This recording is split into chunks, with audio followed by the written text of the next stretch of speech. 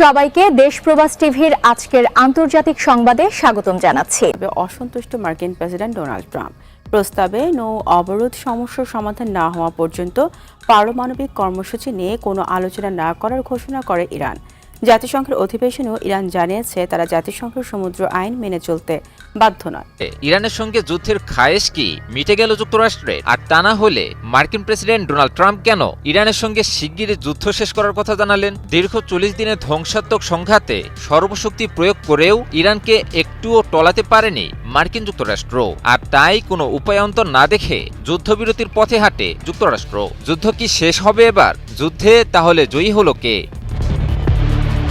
সম্প্রতি ইরানের সঙ্গে চলমান সংঘাত শিগগিরই শেষ হবে বলে মন্তব্য করেছেন মার্কিন প্রেসিডেন্ট ডোনাল্ড ট্রাম্প। ফক্স নিউজকে দেওয়া এক সাক্ষাৎকারে তিনি এ মন্তব্য করেন। তবে এ সংঘাতে নাকি শেষ পর্যন্ত যুক্তরাষ্ট্রই বিজয়ী হবে সে মন্তব্য করেন মার্কিন প্রেসিডেন্ট। কিন্তু জয় পরাজয়ের বিতর্কে ইরানকেই এগিয়ে রাখেন বিশ্লেষকেরা। ইরান যুদ্ধ শুরুর দিনই জয়ের ঘোষণা করেন মার্কিন প্রেসিডেন্ট এবং যুদ্ধ চলাকালীন কিংবা যুদ্ধ বিরতির সময়েও অসংখ্যবার জয়ের ঘোষণা করেন তিনি। কিন্তু ট্রাম্পের বক্তব্য আর মাঠের বাস্তবতার ফারাক তুলে ধরে মার্কিন প্রশাসনের মিথ্যা সান্ত্বনা নেবার বিষয়টি স্পষ্ট করেন বিশ্লেষকেরা। ইতিপূর্বে বিভিন্ন বিশ্লেষণে ইরান যুক্তরাষ্ট্র যুদ্ধে জয় পরাজয়ের বিষয়টি উঠে আসে। যুদ্ধে ইরানের টিকে থাকা এবং পরাজিত না হওয়াকেই ইরানের জন্য বিজয় হিসেবে ঘোষণা করেন বিশ্লেষকেরা। সামরিক, অর্থনৈতিক কিংবা প্রযুক্তিগত সকল ক্ষেত্রেই ইরানের চেয়ে যোজন যোজন এগিয়ে যুক্তরাষ্ট্র। তবুও ইরানের কাছে কেন ধরাশায়ী হল যুক্তরাষ্ট্র? এখানেই আসে কৌশলের খেলা। কারণ যুদ্ধ কেবল বিশাল বিশাল অস্ত্র কিংবা শক্তির প্রদর্শন নয়। যুদ্ধ অনেক ক্ষেত্রেই কৌশল, টিকে থাকা কিংবা লড়াই চালিয়ে যাওয়ার মানসিকতার উপর নির্ভর করে। যুক্তরাষ্ট্রের বিরুদ্ধে ইরান সরাসরি শক্তির লড়াই নামেনি, বরং ধীরে ধীরে কিন্তু জোরালো হামলা, দীর্ঘস্থায়ী ও অসম যুদ্ধ কৌশল, যুদ্ধকে মধ্যপ্রাচ্যের বিভিন্ন দেশব্যাপী ছড়িয়ে দেয়া, প্রতিরোধ অক্ষকে সামনে নিয়ে আসা, হরমুজ প্রণালীতে নিয়ন্ত্রণ, মিত্র দেশের সহায়তা, নানাভাবে কৌশলী পদক্ষেপ নেয়ার মাধ্যমে যুক্তরাষ্ট্রকে চারিদিক থেকে আষ্টে পিষ্টে জড়িয়ে ফেলে ইরান। রাজনৈতিক সহিংসতার পেছনে ডেমোক্র্যাট নেতাদের ঘৃণাসূচক বক্তব্যকে দায়ী করেছেন মার্কিন প্রেসিডেন্ট ডোনাল্ড ট্রাম্প। নৈশভোজ অনুষ্ঠানের বাইরে সাক্ষাৎকারে হামলাকারীর ম্যানিফেস্টো থেকে উদ্ধৃতি পড়তেই সাংবাদিকদের ওপর ক্ষুব্ধ হয়ে ওঠেন তিনি। ইশতেহারে পেডোফাইল ও রেপিস্ট শব্দ থাকায় মেজাজ হারান ট্রাম্প। সরাসরি প্রতিক্রিয়ায় একজন অসুস্থ ব্যক্তির লেখা পড়ে তাকে অন্যায়ভাবে জড়ানোর চেষ্টা করা হচ্ছে বলেও অভিযোগ করেন মার্কিন প্রেসিডেন্ট।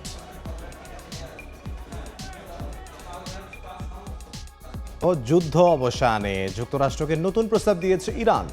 মার্কিন কর্মকর্তা ও সংশ্লিষ্ট সূত্রদের বরাতে একথা জানিয়েছে মার্কিন সংবাদ মাধ্যম অ্যাক্সিওস। সংবাদ মাধ্যমটি জানায় ইরান আগে নৌ অবরোধ তুলে নেওয়া ও যুদ্ধবিরতি দীর্ঘমেয়াদে কার্যকর করার কথা বলেছে। এর পরবর্তী ধাপে পরমাণু ইস্যুতে আলোচনায় যাওয়ার পরিকল্পনাও রয়েছে। মার্কিন প্রেসিডেন্ট ডোনাল্ড ট্রাম্প বলেন, তেহরান চাইলেই আলোচনা হতে পারে। নৌ অবরোধের কারণে ইরানের তেল অবকাঠামো মারাত্মক ঝুঁকির মুখে পড়তে পারে বলেও ইঙ্গিত দেন তিনি।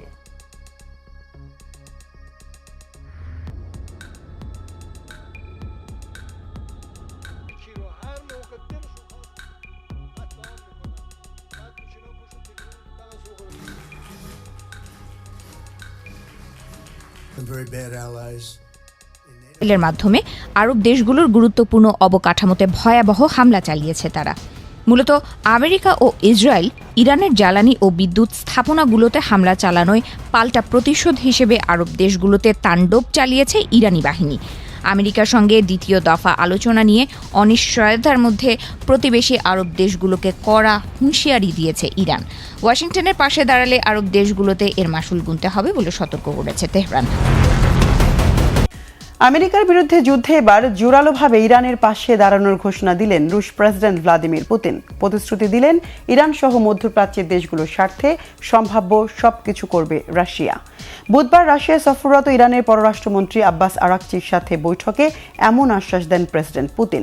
যুক্তরাষ্ট্র যুদ্ধবিরতির মেয়াদ দ্বিতীয় দফায় বাড়লেও এখনও সংকট কাটেনি। আলোচনা পর্যালোচনার মধ্যেই উভয় পক্ষ একে অপরকে হামলা পাল্টা হামলার হুমকি অব্যাহত রেখেছে। এতেই প্রশ্ন উঠেছে, আলোচনার সমাধান না হলে আবারও কি সংঘাতে জড়াবে তেহরান ওয়াশিংটন? শান্তি চুক্তিতে একটি সমাধান খুঁজতে ইরানের প্রতিনিধিরা কখনো পাকিস্তান আবার কখনো রাশিয়া সফরে ব্যস্ত।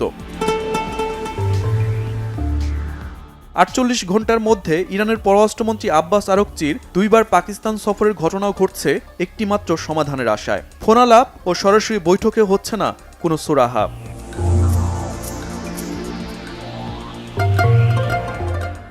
এ পরিস্থিতিতে তেহরান চাইলে আলোচনার জন্য যুক্তরাষ্ট্রের সাথে যোগাযোগ করতে পারে বলে জানিয়েছেন মার্কিন প্রেসিডেন্ট ডোনাল্ড ট্রাম্প। মার্কিন প্রেসিডেন্টের মতে দরজা খোলা আছে, ইরানের প্রতিনিধিরা চাইলে সরাসরি ওয়াশিংটনে যেতে পারে অথবা ফোন কলের মাধ্যমে আলোচনা চালাতে পারে। এর মধ্যেই হরমুজ প্রণালী আবারও চালু এবং যুদ্ধ অবসানের জন্য যুক্তরাষ্ট্রকে নতুন শর্ত দিয়েছে ইরান। তবে ওই শর্তগুলোর মধ্যে পরমাণু নিয়ে আলোচনার বিষয়টি স্থগিত রেখেছে তেহরান। মার্কিন সংবাদ মাধ্যম এক্সিওসের তথ্য অনুযায়ী পরমাণু নিয়ে আপাতত আলোচনা চায় না ইরান। তবে কি শর্তে হরমুজ প্রণালী আবার চালু করবে এবং যুদ্ধ শেষ হতে পারে তার বিস্তারিত উল্লেখ করেনি মার্কিন সংবাদ মাধ্যমটি। এদিকে যুদ্ধবিরতি ভেঙে দক্ষিণ লেবাননে আবারও বোমা হামলা শুরু করেছে ইসরায়েলি বাহিনী। রবিবার হত্যা করেছে অন্তত 14 লেবানিজ নাগরিককে। আত্মরক্ষার কথা জানিয়ে পাল্টা ইসরায়েলকে লক্ষ্য করে হামলা চালাচ্ছে লেবাননের হিজবুল্লাহ বাহিনী। পরিস্থিতি অনুকূলে না আসা পর্যন্ত হামলা চালিয়ে যাওয়ার হুঁশিয়ারি দিয়েছে ইরান সমর্থিত গোষ্ঠীটি। ইরানের পর এবার ইসরায়েলের পরবর্তী টার্গেট তুরস্ক। ইসরায়েল তুরস্কের মধ্যকার একসময়ের বন্ধুত্বে দেখা দিয়েছে ফাটল, রূপ নিয়েছে চরম শত্রুতায়।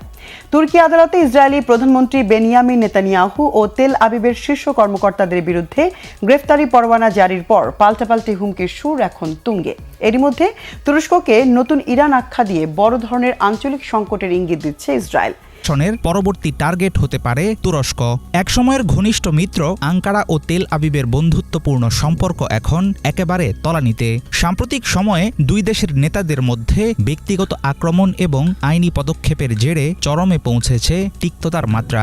ইসরায়েলি প্রধানমন্ত্রী বেনিয়ামিন নেতানিয়াহু সহ ৩৫ জনের বিরুদ্ধে গ্রেপ্তারি পরোয়ানা জারি করে তুর্কি আদালত। সাবেক ইসরায়েলি প্রধানমন্ত্রী নাফতালি বেনেট তুরস্ককে নতুন ইরান বলে ডেকেছেন।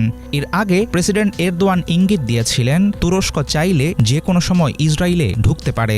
বিশ্লেষকদের আশঙ্কা পাল্টাপাল্টি বাগযুদ্ধ থেকে শুরু হতে পারে বড় ধরনের আঞ্চলিক সংকট।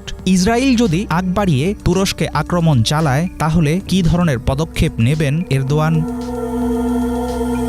তুরস্কের হাতে ইসরায়েলকে চাপে ফেলার সবচেয়ে বড় অস্ত্র হল। সবাইকে দেশ প্রবাস টিভির আজকের আন্তর্জাতিক সংবাদে স্বাগতম জানাচ্ছি। সবচেয়ে বড় অস্ত্র হল আজারবাইজানি তেল। ইসরায়েলের মোট জ্বালানি চাহিদার প্রায় অর্ধেক মেটানো হয় বাকু তিবিলিসি জেহান পাইপলাইনের মাধ্যমে সরবরাহ করা জ্বালানি দিয়ে। তুরস্কের উপর দিয়ে যাওয়া এই পাইপলাইন যদি বন্ধ করে দেয় তুর্কি সরকার তাহলে বড় ধরনের জ্বালানি সংকটে পড়বে ইসরায়েল। তবে বিশেষজ্ঞরা বলছেন আন্তর্জাতিক বাজারে তেলের বিকল্প উৎস থাকায় তেল আবিব সাময়িকভাবে ধাক্কা খাবে ঠিকই, কিন্তু দীর্ঘমেয়াদে তারা সমাধান বের করে ফেলবে। অবশ্য আজারবাইজানের সাথে ইসরায়েলের কৌশলগত সম্পর্ক ভালো থাকায় তুরস্কের পক্ষে এখনই এমন সিদ্ধান্ত নেওয়া সহজ হবে না। আকাশপথ হবে তুরস্কের দ্বিতীয় বড় অস্ত্র। আঙ্কারা যদি তাদের আকাশসীমা ইসরায়েলি বিমান চলাচলের জন্য নিষিদ্ধ করে তাহলে নেতানিয়াহু সরকারের বিমান পরিচালনা ব্যয় বহুগুণ বেড়ে যাবে। বিশেষ করে ইউরোপ এবং এশিয়ার নির্দিষ্ট কিছু গন্তব্যে পৌঁছাতে ইসরায়েলি বিমানকে ঘুরতে হবে দীর্ঘ পথ, আর এর জেরে হুট করেই বেড়ে যাবে টিকিটের দাম। ফলে হ্রাস পাবে সংশ্লিষ্ট এয়ারলাইন্সগুলোর মুনাফা। তবে সৌদি আরবের মতো প্রতিবেশী দেশগুলো তাদের আকাশপথ ইসরায়েলের জন্য খুলে রাখার কারণে তুরস্কের এই অবরোধের কার্যকারিতা এখন আর আগের মতো নেই। বাণিজ্যিক ক্ষেত্রে ইসরায়েল ও তুরস্কের মধ্যে ক্রমেই বাড়ছে দূরত্ব। ২০২৪ সাল থেকেই ইসরায়েলের উপর বাণিজ্যিক নিষেধাজ্ঞা দিয়ে রেখেছে আঙ্কারা। একসময় তুর্কি পণ্যের বড় বাজার ছিল ইসরায়েল, কিন্তু এখন তৃতীয় দেশের মাধ্যমে ঘুরপথে যাচ্ছে ব্যবসায়িক পণ্য। একসময় তুর্কি পর্যটন খাতে ইসরায়েলিদের আনাগোনা ছিল চোখে পড়ার মতো, কিন্তু বর্তমান পরিস্থিতিতে অনেকটাই স্তিমিত হয়ে এসেছে সেই ধারা। তুরস্ক এখন বুঝতে পারছে অর্থনৈতিকভাবে ইসরায়েলকে খুব বেশি বিপদে ফেলা কঠিন হবে। তুরস্ক এখন সরাসরি যুদ্ধের চেয়ে